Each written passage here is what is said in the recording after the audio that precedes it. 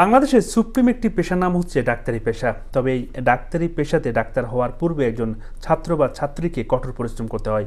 কঠোর পরিশ্রম করে অনেক কাঠখড় পুড়িয়ে মেডিকেলে চান্স পেতে হয়।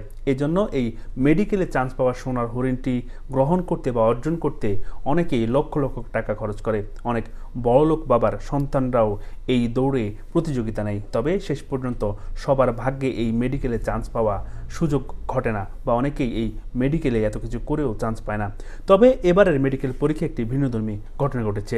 একজন ভ্যান চালকের মেয়ে মেডিকেল পরীক্ষা উত্তীর্ণ হয়েছে। তবে তার হতদরিদ্র বাবার পক্ষে তার পড়ালেখা চালিয়ে নেওয়া সম্ভব হচ্ছে না। অদম্য মেধাবী আরিফা আক্তার বাগেরহাট কচু উপজেলার গোপালপুর ইউনিয়নের হতদরিদ্র ভ্যান চালক আসাদুজ্জামান ও হামিম আক্তার হিমার দম্পতির বড় মেয়ে। মেধাবী আরিফা আক্তার বরিশাল সরকারি মেডিকেল ভর্তির পরীক্ষায় সুযোগ পেয়েছেন, কিন্তু অর্থের অভাবে ভর্তি হতে এবং পরবর্তী সময়ে খরচ চালিয়ে যেতে পারবেন কিনা তা নিয়ে দুশ্চিন্তা আছেন তার পরিবার।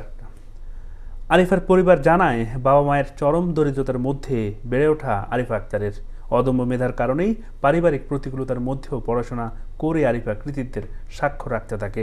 ট্যালেন্ট পুলে প্রাথমিক ও জুনিয়র বৃত্তি অর্জন করে। ছোটবেলা থেকে লেখাপড়ায় প্রচণ্ড আগ্রহ ও বাবার ডাক্তার হওয়ার স্বপ্ন বাস্তবায়ন করতে সে আজ সরকারি মেডিকেল পড়ার সুযোগ পেয়েছে।